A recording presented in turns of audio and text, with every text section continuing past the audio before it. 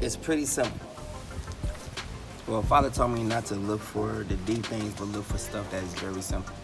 And we have to look at everything that people will connect to, even in the Bible. Most people know the story about Noah, and they know what it means. There's no any implications you could put to it, but it's the end of the world.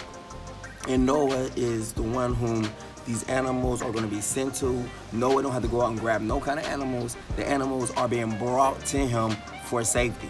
Now, in the process where Noah is doing all he's doing, he's being made fun of. So Noah's not popular.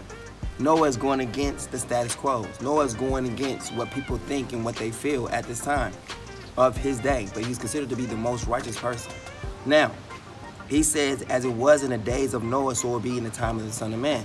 So literally we just got to look at the breadcrumbs of Noah, or look at the trail of Noah, and understand how the end would be also. So when the Son of Man comes, will he find faith? It's going to be the same way with Noah. Hey, no one believed.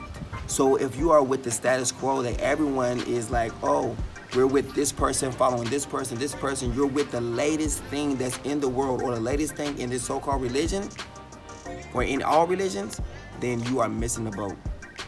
You're missing the ark. Because the only thing that the Father had different with Noah was that he had the ark. He had the ark.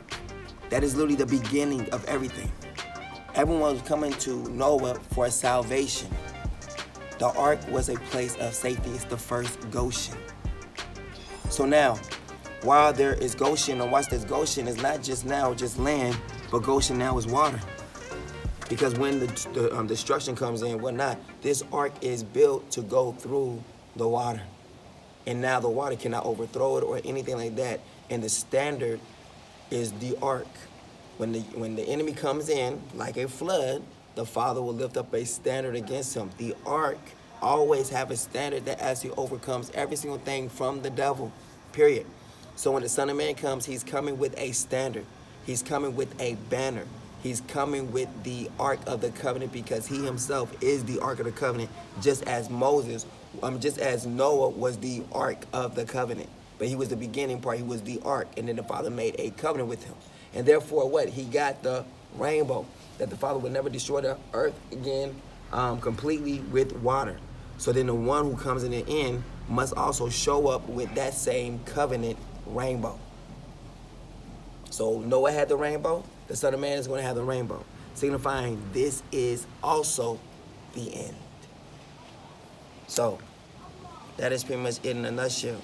The people are going to be brought forth to the Son of Man, and those people are going to hear the Son of Man's voice and get up, and they're going to move.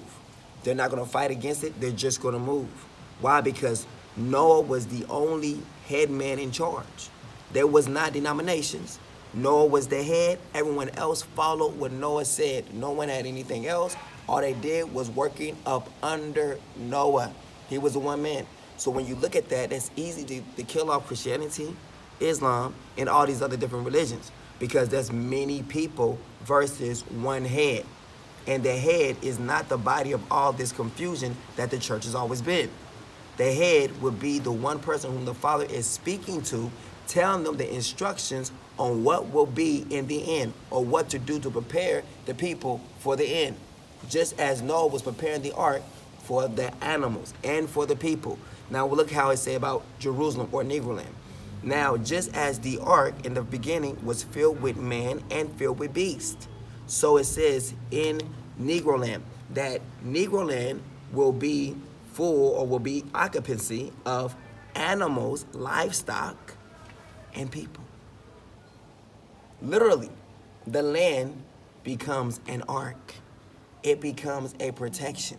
But you have to go through the door to actually get there. Meaning what? The king gives you a call to come home. Why? Because everywhere else is going to be like the flood, receiving different destructions and punishment. But if you don't listen to the call of the Son of Man, he's not going to be popular. In fact, people will find different other reasons to discount him. Oh, because he did this, I can't listen. Oh, because of that, he can't listen. The same thing with Noah. They discounted him because they said it was going to rain.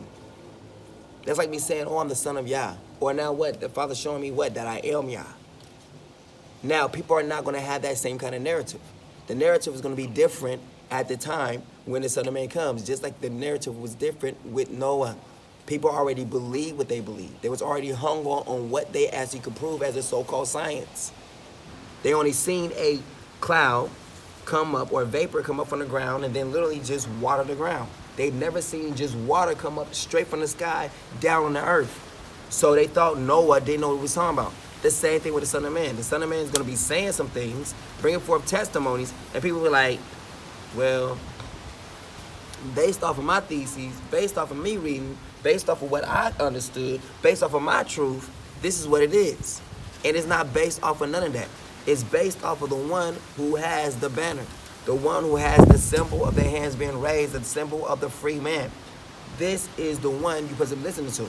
You're not looking at any of his character. You're not looking at his ways. You're not looking at none of those things. The only thing is why the Father says you have to regard him as holy. Why? Because you're not looking at those things that you think of what makes a person holy. You're looking at the one thing that only makes this person holy. He is, number one, the righteous person in all of his generation. So there's no one else who can say anything against him in a generation, because the Father has deemed them unworthy to even speak against the one he has already deemed to be righteous.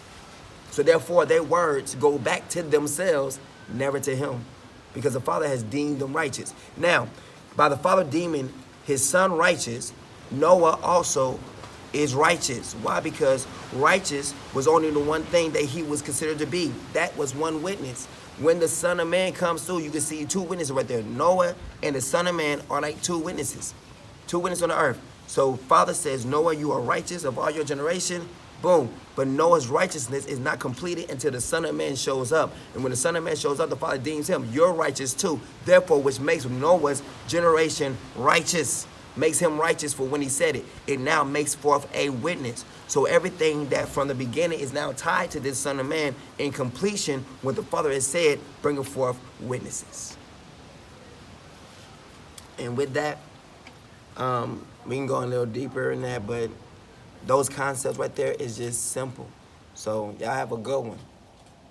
King out. Thanks for watching Gemstones of Truth.